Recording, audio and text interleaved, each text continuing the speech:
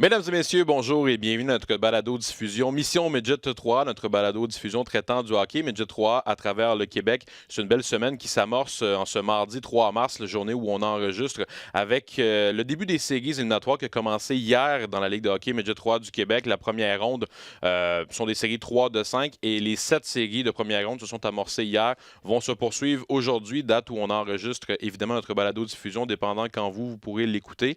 Ça va se poursuivre au cours de la prochaine semaine. Alors, on est lancé dans cette grande course qui va nous mener finalement jusqu'à la fin du mois d'avril avec la présentation de la Coupe TELUS 2020 qui sera, comme on en parle souvent depuis le début de l'année, présentée à Saint-Hyacinthe. Les Gaulois qui seront l'équipe haute et qui ont amorcé leur première ronde des séries hier, notamment avec une victoire de leur côté contre le Séminaire Saint-François. Mais ils seront évidemment une équipe qu'on va suivre pendant les séries parce qu'eux sont certains de jouer cette Coupe TELUS-là et on verra quelle autre équipe du Québec ira représenter le Québec à ce tournoi. Avant de parler un peu des séries, je voulais revenir sur la dernière semaine d'activité qui a eu lieu la semaine dernière. Il y avait 2 jours de match seulement, mercredi le 26 et vendredi le 28 février. Il y a des équipes qui ont terminé avec 2 victoires. Lévis l'a fait, Lac-Saint-Louis et le Séminaire Saint-François ont tous remporté 2 matchs dans ces 2 dernières journées pour conclure la saison en force. Les champions de la saison régulière, les cantonniers de Magog, ont également bien terminé la saison avec une victoire de 4-1 contre Châteauguay la semaine dernière. Et si on fait un portrait un peu de ce que ça donne au bilan final, Lévis a terminé avec 7 victoires de suite, le Séminaire Saint-François avec 3 victoires de suite, mais c'est Lévis qui termine au 2e rang du classement général dans cette course qu'on suivait un peu dans les dernières semaines entre Lévis et le Séminaire Saint-François afin de savoir quelle équipe remporterait la section La Coop. C'est finalement Lévis qui l'a emporté et qui a terminé au 2e rang. À l'inverse, par contre, le Collège Charlemagne a terminé avec 4 revers de suite et les Forestiers d'Amos avec 9 revers de suite. C'est évidemment des équipes qui n'entreront peut-être pas nécessairement en confiance en séries éliminatoires. D'ailleurs, ils ont perdu leurs 2 premiers matchs de série hier soir, lundi soir. Au niveau individuel, on a eu une belle course au niveau des meilleurs marqueurs de la Ligue. Ça a finalement été remporté de justesse par Alexis Morin du Blizzard du Séminaire Saint-François qui a récolté 55 points, tout comme Mathis Cloutier des Vikings de Saint-Eustache. Morin, par contre, a terminé avec 31 buts contre 20 pour Cloutier, ce qui a fait la différence et la palme va donc véritablement à Alexis Morin. Mais il y avait 2 joueurs à 55 points finalement là, après les 42 matchs de la saison. Elliott Lavoie des Chevaliers termine au 3e rang avec 54 points. Tommy Cormier, Charles Boutin et Jérémy Sainte-Marie, tous 3 du Blizzard, suivent avec 53, 53 et 50 points. On en avait parlé un peu au cours de la saison. Le Blizzard qui avait une force de frappe impressionnante. Là, on avait plusieurs joueurs parmi les 10 meilleurs marqueurs du circuit. Au final, c'est un des joueurs du Blizzard qui a terminé au 1er rang et il était quand même bien suivi avec 3 de ses coéquipiers qui faisaient partie là, du top 6 au bout du compte. On a remarqué une situation particulière quand même à ce chapitre là, pour la course individuelle du meilleur marqueur parce que c'est la première fois de l'histoire de la Ligue, une Ligue qui existe depuis 1976-77, faut-il le rappeler, qu'aucun joueur ne franchit la barre des 60 points en une saison. C'est la première fois qu'on le voit, ça, 55 points. C'est le championnat des marqueurs obtenu avec la plus petite marque de tous les temps. L'ancien record était de 64 points et avait été fait par Sébastien Sylvestre en 2010-2011 et par Anthony Beauvillier en 2012-2013, tous 2 des joueurs du Collège Antoine Giroir. Alors, c'est la première fois qu'on voit ça. C'est signe peut-être d'une meilleure équité là, au niveau de tous les joueurs de la Ligue. Il y avait plusieurs bons joueurs qui ont eu de bonnes saisons, mais personne vraiment qui a explosé comme on l'a vu dans les dernières années avec des Joshua Roy, avec Alexis Lafrenière, par exemple, il y a quelques années, qui avaient tous obtenu le plus de 70-80 points même. Cette année, c'était un peu plus tranquille à ce chapitre-là. D'ailleurs, quand on parlait de la prochaine QV à la séance de sélection de la Ligue de hockey junior majeur du Québec, on parle surtout d'une QV axée sur les défenseurs et peut-être moins sur les attaquants. C'est quelque chose qui peut se refléter un peu par rapport à ce qu'on a vu pour les meilleurs marqueurs de la Ligue. Alors, c'est une situation un peu inusitée, mais quand même qui valait la peine d'être soulignée. Je voulais également vous parler des Voltigeurs de Drummondville dans la Ligue de hockey junior majeur du Québec qui, eux, vont avoir été contents de leur récolte de cette fin de saison-là parce que 3 des meilleurs pointeurs de la Ligue appartiennent aux Voltigeurs, dont Alexis Morin, le meilleur marqueur du circuit, tout comme Elliott Lavoie des Chevaliers et Jérémy Sainte-Marie du Blizzard.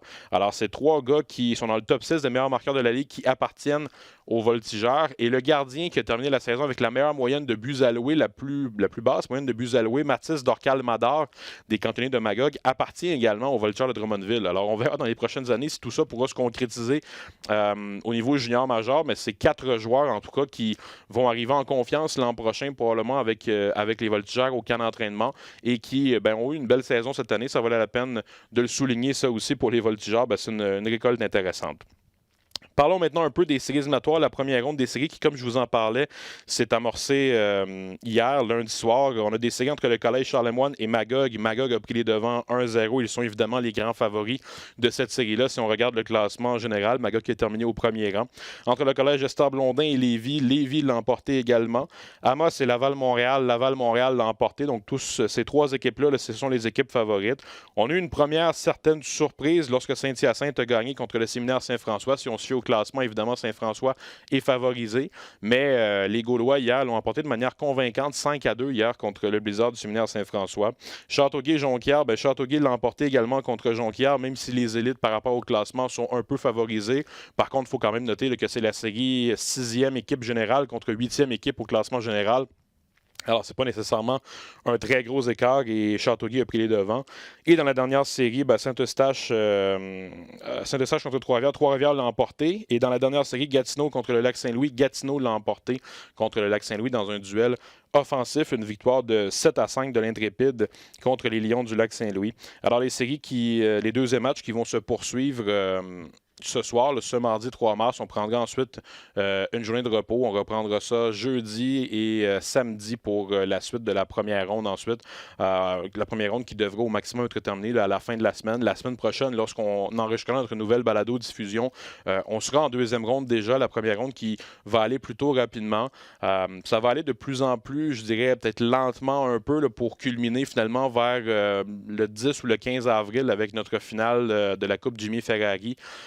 Faut-il rappeler que les cantonniers de Magog l'ont remporté dans les 2 dernières éditions de la Coupe Jimmy Ferrari et je vais d'ailleurs parler dans quelques instants avec l'entraîneur-chef des cantonniers de Magog, Félix Potvin, qui est à la tête de l'équipe depuis 2013-2014. C'est une équipe qui a beaucoup de succès, faut-il le rappeler. Je le mentionne souvent, je sais, à chaque semaine, mais depuis 2 ans, ils sont les champions des séries. Ils ont été champions de la saison il y a 2 ans, champions de la saison cette saison. L'an dernier, ils avaient été seulement dépassés par Lévis qui avait obtenu 41 victoires en 42 matchs, mais ils avaient terminé au 2e rang.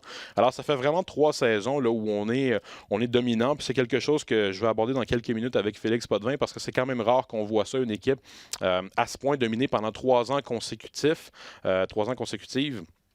Au niveau de la Ligue Midget 3A du Québec. Si je vous parle un peu également des joueurs de la semaine, de la dernière semaine d'activité dans la Ligue de hockey Midget 3A du Québec, on a remis les derniers honneurs à ce sujet-là. Le joueur offensif de la semaine, c'est Charles Boutin du Blizzard du Séminaire Saint-François qui a obtenu 5 points en 2 matchs. Le joueur défensif de la semaine, c'est Brady James des Lions du Lac-Saint-Louis qui, lui, a récolté 2 victoires, dont une par jeu blanc. Pourcentage de taux d'efficacité de 942 dans les 2 matchs qu'il a disputés.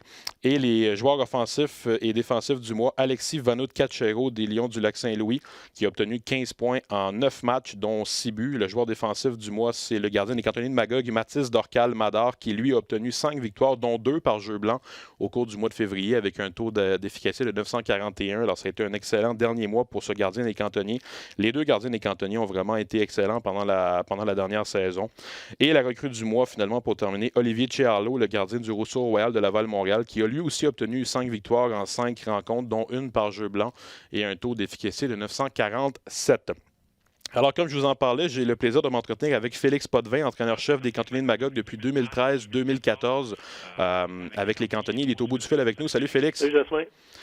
Félix, je voulais revenir un peu d'abord sur la saison que tu viens de connaître. Je suppose qu'un entraîneur peut difficilement être insatisfait de cette saison-là. 33 victoires en 42 matchs. Vous avez encore eu une superbe saison à Magog qui s'est conclue avec un autre championnat de saison régulière. Oui, non, c'est difficile de demander plus aux joueurs. On se souvient l'année passée qu'on est revenu de la Coupe TELUS un lundi. On recommençait le pré-camp le mardi, puis c'était difficile, puis on s'est dit... ça va être dur de battre les 2 années qu'on vient d'avoir, mais encore cette année, crédit aux joueurs qui ont rentré dans l'alignement puis ont fait tout un travail encore. Depuis 2 ans, vous aviez gagné le championnat des séries et je me rappelle qu'on s'était parlé au mois de mai l'an dernier puis tu m'avais dit l'an prochain, ça va être un groupe différent. C'est vraiment la fin d'un cycle un peu pour nous. Puis sans réduire les attentes pour cette année, peut-être différent un peu le groupe que tu avais. Forcé d'admettre que finalement, ce groupe de jeunes-là va avoir très bien répondu à ce que tu leur as demandé. Bien, c'est l'objectif principal là, durant une saison Midget 3 à notre niveau. Je pense que c'est que les joueurs progressent, qu'ils apprennent à devenir de bons hockeyeurs. Puis c'est ce qu'ils ont fait. Ils ont acheté un petit peu là, le concept qu'on a à Magog. Puis les vétérans ont fait un bon travail avec eux. Donc c'est un ensemble de tout. Évidemment, le bassin en Estrie que vous avez à Magog, c'est un des bons bassins de la Ligue, mais on est surpris quand même depuis 3 ans de vous voir à ce point dominer. Toi, en tant qu'entraîneur-chef, à quoi t'attribues ces succès-là? Je sais que chaque année, vous avez des bons gardiens de but, vous avez une base solide, vous n'avez pas nécessairement des attaquants là, qui sont flamboyants puis qui sont dans les meilleurs marqueurs de la Ligue, mais vous semblez avoir à chaque fois une équipe équilibrée qui fait le travail. Ouais, je pense que c'est le concept d'équipe. Je pense qu'on met beaucoup d'enfance à Magog à jouer nos 4 trios, nos 6 défenseurs tout le long de la saison. Donc, je pense que eux bénéficient beaucoup de ça. Je pense que prennent beaucoup d'expérience. Puis quand vient le temps qu'il y a des blessures, qu'il y a des gars qui peut-être ne puissent pas jouer, donc ces gars-là l'ont fait toute l'année, sont capables de rentrer dans l'alignement puis faire un bon travail ou changer de trio. Donc, je pense que c'est vraiment là, c'est un cliché un petit peu, là, le concept d'équipe, mais vraiment, ils apprennent à donner ce qu'on demande. Félix, cette saison en particulier, quelle importance il a eu ce titre de saison-là pour toi par rapport peut-être aux 2 autres que vous aviez eus cette année? Est-ce que tu l'as trouvé peut-être spécial un peu ou différent un peu par rapport aux 2 autres, notamment avec le groupe que tu me parlais là, qui a changé? Ben, écoute, ça change à toutes les années. Il est certain que on s'attendait peut-être pas, moi le premier, à avoir peut-être une aussi bonne saison. Il est certain que quand l'année commence, c'est pas non plus les autres équipes de l'extérieur comment vont être, comment notre groupe va progresser, mais on a sorti fort en commençant l'année avec 9 victoires, je crois, je me rappelle bien. Puis ça nous a bien placé pour le restant de l'année, mais les gars n'ont pas vraiment baissé de régime. Puis écoute, si tu m'aurais dit ça en début d'année, probablement pas, j'aurais pensé qu'on aurait fini premier, mais encore là, on est bien content, ma gang. De manière personnelle, Félix, si je veux revenir un peu sur l'implication que tu as avec les cantonniers, on t'a honoré dans les derniers mois comme cantonnier à vie. Tu es avec cette organisation-là depuis 2007-2008 comme entraîneur des gardiens et entraîneur adjoint, puis entraîneur-chef ensuite. Parle-moi un peu de la dernière décennie et même un peu plus, les derniers 12 ans que tu viens de vivre avec les cantonniers. Depuis la fin de ta carrière, ça a été vraiment ce qui t'a occupé à temps plein presque. Oui, c'était pas nécessairement un plan de carrière. Je pense que j'ai eu quelques offres pour joindre les cantonniers. Donc, c'était j'ai rien à perdre, je vais l'essayer. Puis j'ai vraiment eu le goût de le faire. Puis depuis que je suis entraîneur, je pense que c'est un niveau que j'aime beaucoup. Je pense que les joueurs sont là pour apprendre. On est là pour les développer, être de meilleurs joueurs, de bons individus. Puis je pense que la chose la plus fun là-dedans, c'est quand les gars vont dans des camps juniors ou collégial ou peu importe où ce qu'ils vont, c'est d'avoir des bons commentaires que les gars travaillent fort et ils savent comment faire. Tu as joué, Félix, dans la Ligue Média 3 il y a plus de 30 ans, en 87-88, avec Montréal-Bourassa. Ça n'avait pas été avec les cantonniers nécessairement. Parle-moi un peu de comment le lien s'est créé avec les cantonniers. Je sais que tu résides dans cette région-là, là-bas, au Québec. Ça a peut-être facilité les choses un peu, mais comment ça s'est créé, cette relation-là, entre l'équipe de direction et toi? Ben, c'est un petit peu naturel. C'était ici que je passais mes étés, puis quand j'ai arrêté, c'est ici qu'on s'est envenu, qu'on s'est installé avec les enfants. Donc, Stéphane Lebeau était entraîneur à l'époque, puis c'est lui qui m'avait approché pour être entraîneur des gardiens, que j'avais refusé le premier coup, mais une semaine après, je m'étais rattrapé, j'ai dit je vais l'essayer, puis depuis ce temps-là, j'ai été assistant coach avec Martin Bernard, puis après entraîneur en chef. Donc, c'est un peu le fait que j'étais dans la région. Félix, je vais te replonger un peu dans tes souvenirs. Dans les dernières semaines, j'ai parlé avec plusieurs anciens joueurs de la Ligue, puis je te parle un peu cette fois comme ancien joueur de la Ligue. J'en parlais, tu as joué dans cette Ligue-là il y a 30 ans.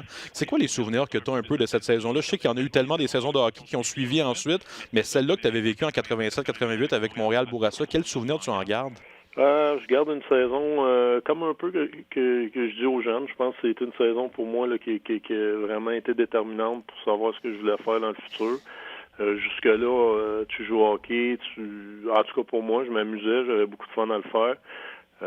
C'est sûr qu'on a des rêves à être joueur de Ligue nationale, mais de là à penser que ça l'arriverait, peut-être pas. C'est plus pour le plaisir que je le faisais. Puis, tu sais, on est chanceux. C'est une ligue extrêmement sérieuse, bien structurée. C'est une ligue où j'ai eu beaucoup de lancers dans le temps que j'étais là, donc ça m'a beaucoup aidé à être repêché à Chicoutimi, mais pour moi, c'est vraiment ce qui a fait la différence là, entre le hockey peut-être à tombe puis oui, bantam Et cette année-là, où ce que j'ai vraiment réalisé que je voulais continuer, que je voulais pousser, puis ça m'a beaucoup aidé. Tu en parles un peu de la structure de la Ligue. Je suis sûr que tu vas être d'accord avec moi que ça a beaucoup changé depuis 30 ans, mais à quel point, qu'est-ce qui t'a frappé le plus quand tu es revenu dans l'entourage de cette Ligue-là, il y a 12 ans maintenant, par rapport aux souvenirs que tu en avais gardés de 25 ans plus tôt? Ah, vraiment, tout l'ouvrage que la direction de la Ligue, M. Georges Marien, Daniel Saint-Georges, maintenant Yannick Gagné, Yannick Lévesque, tous les efforts qu'ils mettent pour les jeunes dans cette Ligue-là. Ça fait 2 ans qu'on va en Coupe TELUS. Je peux t'assurer qu'il n'y a pas d'équipe qui arrivent là et qui sont aussi structurées comme Ligue que nous. Je pense que les jeunes sont vraiment chanceux là, de faire partie d'une Ligue comme ça. Félix, t'en parles d'ailleurs un peu de la Coupe TELUS. Depuis 2 ans, tu y as été avec les Cantonniers. Cette année, je te demanderai même pas c'est quoi l'objectif. Je suis sûr que c'est d'aller à la Coupe TELUS puis de la remporter, mais parle-moi peut-être à quel point c'est important pour toi. C'est peut-être qu'est-ce qui manque un peu avec cette mini-dynastie-là que vous vivez avec les Cantonniers depuis 3 ans, c'est de ne pas avoir cette dernière victoire? Ben oui puis non. Écoute, c'est certain que l'année passée, les 2 dernières années, c'est peut-être plus l'année passée, c'était une défaite vraiment crève-cœur. En même temps, je peux pas vraiment demander plus aux joueurs. C'est rendu en 2e prolongation. Perdre 2-1, c'est comme après ça, t'as comme un feeling on pouvait pas rien faire de plus. La rondelle a juste pas rentré. Puis elle a rentré de notre côté. Mais c'est tellement demandé, c'est tellement un tournoi difficile à remporter qu'on va commencer par battre les riverains, essayer de battre les riverains, puis après ça, d'essayer de se rendre en finale. Puis on pensera à la Coupe TELUS en arrivant là-bas, mais juste le fait d'y aller, de gagner 2 médailles d'argent en ligne, on est quand même très fiers à Magog. Le Québec ne l'a pas gagné, cette Coupe TELUS-là, depuis 20 ans, puis on te l'a répété à de nombreuses reprises depuis 2 ans, je suis certain. Est-ce que tu as senti une pression depuis 2 ans, peut-être quand tu arrivais à ce tournoi-là, parce que vous aviez une bonne équipe, puis parce qu'on croyait beaucoup en vous, puis parce que le Québec était derrière vous un peu pour la gagner, cette fameuse Coupe-là? Ben, on sent la pression parce que tout le monde parle que ça fait 20 ans qu'on ne l'a pas gagné, puis on veut la gagner. En même temps, on n'a pas joué avec la pression. L'équipe s'est pas écrasée à cause de la pression les 2 dernières années. Puis ça n'a juste pas arrivé. Écoute, bien honnêtement, quand ce but-là rentrait l'année passée, je me suis juste demandé qu'est-ce qu'il faut faire pour que le Québec gagne. Qu'est-ce qu'il faut faire de plus. On est peut-être juste pas dû pour gagner ce tournoi-là, mais en même temps, je pense que c'est pas une question que on n'est pas assez fort au Québec ou peu importe. On a quand même gagné 6 matchs sur 7, puis on a perdu en 2e prolongation. Donc, c'est certain que si on a la chance ou la chance d'y retourner cette saison, je pense que pour nous, on ne change rien, puis on retourne là-bas, puis on fait la même chose. Tu en as parlé un peu de la série contre le Collège Charlemagne avant de penser à la Coupe TELUS. Vous êtes en première ronde. Le parcours que vous allez avoir, les Cantonniers, va être peut-être un peu spécial parce que si vous gagnez la première ronde contre le Collège Charlemagne où vous êtes favori, vous allez affronter la dernière équipe de la Ligue, le Collège Notre-Dame, qui a eu un laissez-passer en première ronde. Comment tu abordes ces 2 rondes-là où, en tout cas sur papier, vous allez être les grands favoris? Ben, on aborde, on pense pas à la 2e ronde tout de suite. Je pense que dans les séries, on a assez d'expérience pour savoir tout ce qui peut arriver, surtout d'une courte série de 3-5. Je pense que les Riverains ont un très bon gardien. Ils étaient bons contre nous cette année. Même si on n'a pas subi la défaite contre eux, à part un match, tous les matchs étaient décidés par 1 ou 2 buts. Donc, il y a trop de choses qui peuvent arriver dans les séries pour penser trop loin. En terminant, Félix, on a passé à travers ton parcours un peu depuis quelques minutes. Est-ce que parfois tu te vois ailleurs qu'avec les Cantonniers? Évidemment, je sais que ta tête doit être avec eux pour les séries, mais ton parcours personnel à toi, après 12 ans, sens-tu que tu vas évoluer peut-être à un autre niveau éventuellement avec la Ligue de hockey junior major du Québec, par exemple? Ben, je garde la porte ouverte, mais certain que c'est pas à n'importe quel prix. Puis quand je dis ça, c'est pas une question monétaire. Ouais. Je pense que c'est plus une question que je suis bien à Magog. On le fait pour les bonnes raisons. On a du fun, donc...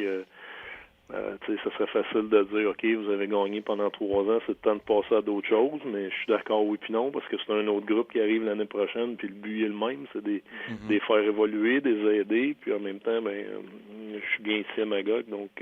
mais on ne ferme pas la porte, on va regarder qu'est-ce qu'ils les offrent, puis qu'est-ce qu'il y a d'ouvert. Félicitations, Félix, pour les 3 dernières saisons que vous avez vécues. Bonne chance pour les séries éliminatoires qui arrivent maintenant. Merci d'avoir été avec nous ce matin. Merci, Jasmin, pas tout. Salut, Félix, bonne série.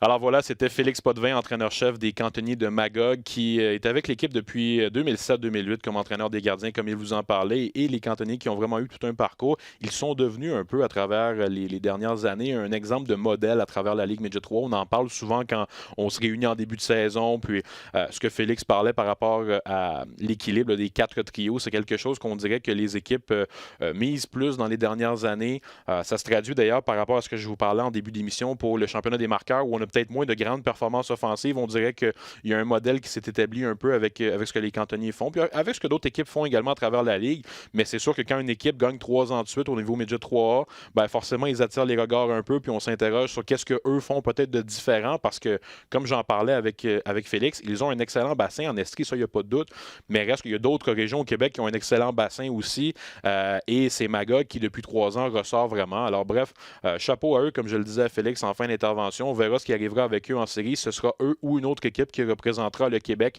à la Coupe TELUS. Mais depuis 2 ans, ils ont très bien représenté le Québec à ce tournoi-là. Puis ils ne seront pas faciles à battre en série de notre. Il y a d'autres bonnes équipes. Lévis, qui a terminé avec 7 victoires de suite, va être une force également à surveiller. Puis il y en a un paquet d'autres. Dans les séries Midget 3A, on en voit à chaque année des surprises. C'est un cliché un peu de le dire, mais c'est vrai. Chaque année, il y a une équipe qui se rend en demi-finale ou même en finale qu'on n'attendait pas nécessairement. On verra qu'est-ce qui se passera cette année. Mais Magog, pour amorcer ces séries-là, là, au début du mois de mars, sont évidemment les favoris pour se rendre pour une 3e année de suite à la Coupe TELUS, ce qui serait un fait d'armes quand même assez impressionnant. Avant de vous présenter notre autre entrevue qu'on avait aujourd'hui pour vous, je voulais vous parler un peu de la Coupe RDS. Il y a quelques trophées qui, évidemment, avec la fin de la saison régulière, ont déjà été déterminés et décernés, vont l'être officiellement au Gala des champions le dimanche 3 mai prochain. Mais on peut déjà parler de certains trophées et celui dont je voulais vous parler aujourd'hui, c'est la Coupe RDS qui est remise annuellement depuis 1990-91 aux joueurs dans la Ligue qui a le plus accumulé de points au niveau des 3 étoiles. Il y a un système de points par rapport à quand on est la première étoile d'un match, 2e étoile d'un match et 3e étoile d'un match. Alors, on cumule des points tout au long de la saison et on a finalement les 15 récipiendaires de chaque équipe et le grand gagnant également qui, lui, se verra remettre un cadeau de la part de RDS le 3 mai prochain. Mais je voulais vous mentionner les gagnants de chaque équipe. Je vais aller peut-être en ordre un peu. Pour le Collège Notre-Dame, c'est Nathan Pelletier qui a été le récipiendaire. Pour le Lac-Saint-Louis, Alexis Vanout-Cachero. Pour Saint-Eustache, Antonin Véraud. Pour Laval-Montréal, Michael Mastro-Domenico. Pour Trois-Rivières, William Rousseau. Pour Jonquière, William Blackburn. Pour Châteauguay, Justin Côté. Pour le Séminaire Saint-François, Alexis Morin. Pour le Collège Esther Blondin, c'est la gardienne Ève Gascon. Pour Ramos, Stephen Fournier. Pour le Collège Charlemagne, Alexis Giroux. Pour Gatineau, Andrew Belchamber. Pour Lévis, Elliott Lavoie. Pour Magog, Zachary Michaud. Et finalement, le grand gagnant, je suis allé à partir du système de points vers le bas en remontant vers le haut. Le grand gagnant, finalement, c'est des Gaulois de Saint-Hyacinthe, Michael Huchette, qui a récolté 51 points. À travers la saison. On récolte 7 points lorsqu'on est la première étoile, 4 points lorsqu'on est la deuxième et 4 points lorsqu'on est la 3e étoile. Alors, il a devancé par seulement 3 points Zachary Michaud des cantonniers de Magog et a terminé avec 51 points contre 48 pour Michaud. Alors, félicitations à Michael Huchette qui doit déjà être au courant, sinon on va le savoir aujourd'hui, comme on dit, qu'il est le récipiendaire de la Coupe TELUS, de la Coupe RDS, pour la saison 2019-2020 et il va recevoir un beau cadeau de la part de RDS au mois de mai. Je sais c'est quoi, mais je vais lui laisser la surprise quand même de ne pas le savoir c'est quoi le cadeau, mais c'est un beau cadeau qu'il va recevoir au mois de mai de RDS, qui est partenaire avec la Ligue depuis 30 ans maintenant et qui sont impliqués encore une fois cette année. Et à travers nos prochains épisodes de la balado-diffusion, je pourrais vous mentionner d'autres trophées là, qui ont été déjà remportés et qui sont déjà réglés. Ça se travaille là, dans les prochaines semaines pour les nominations et tout ça. Alors, on pourra en annoncer dans les prochaines semaines. De l'entrevue avec Félix Potvin à une autre, j'avais notre dernière entrevue de la semaine que je voulais vous présenter. C'est une entrevue que j'ai réalisée avec Tristan Luneau, défenseur des Estacades de Trois-Rivières. Il y a quelques semaines, je l'ai rencontré au Saguenay lors du Challenge Midget 3A et j'avais cette entrevue-là, comme on dit en banque, que je voulais vous présenter dans nos prochains épisodes et je vous la présente aujourd'hui. Finalement, on l'a rencontré entre 2 matchs au Challenge Midget 3A.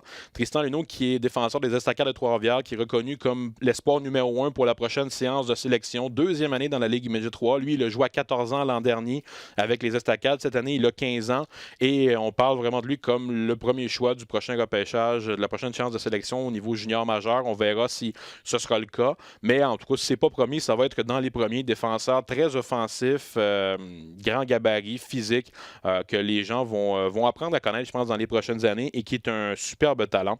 Alors, je vous présente cette entrevue-là, au cours de laquelle vous allez également entendre son entraîneur, Frédéric Lavoie, à certains moments dans l'entrevue. Évidemment, là, on n'a pas la vidéo, mais lorsque vous entendrez une autre voix que celle de Tristan Luneau, c'est son entraîneur-chef, Frédéric Lavoie, à Trois-Rivières, qui nous a également parlé de lui à travers cette entrevue-là. Alors, je vous la présente à l'instant. Tristan Luneau, un des meilleurs, sinon le meilleur défenseur de 15 ans actuellement au Québec. Merci Tristan d'être là. Merci à toi.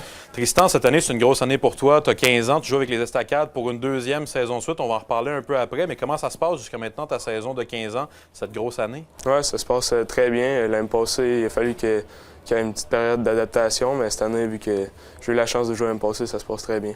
Justement, tu en parles un peu de l'année dernière. Tu as joué à 14 ans au niveau Midget 3A, ce qui est quand même un cas exceptionnel. On en voit de temps en temps, mais c'est plutôt rare quand même. Comment ça s'était passé pour toi l'an dernier en général?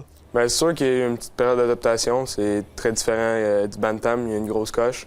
Mais ça m'a pris pas beaucoup de games à m'adapter, puis ça a bien été.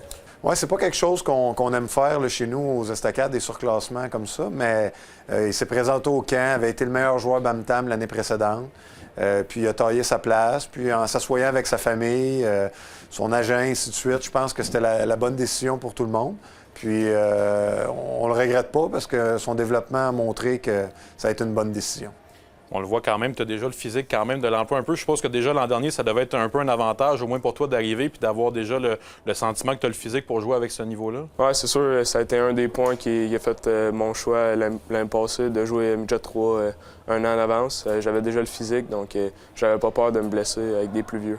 On en parle souvent de ces joueurs de 14 ans qui jouent Midget 3A. Parfois, ça a fonctionné, parfois, ça a moins fonctionné. Est-ce que tu y as réfléchi vraiment à si tu voulais jouer tout de suite Midget 3A ou si tu avais envie de dominer une saison de plus au niveau où tu étais rendu? Est-ce que ça a été une option ou vraiment tu voulais jouer Midget 3A le plus vite possible? Non, j'ai longuement pensé.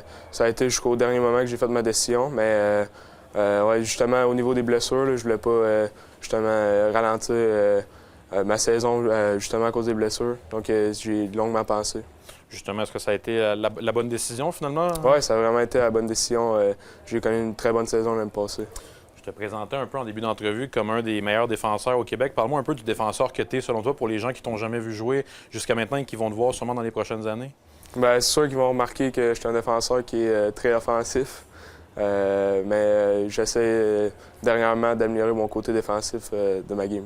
C'est un joueur d'exception sans aucun doute. Un joueur quand même avec un bon gabarit, 6 pieds passés, solide physiquement, offensif, donc avec des habiletés incroyables.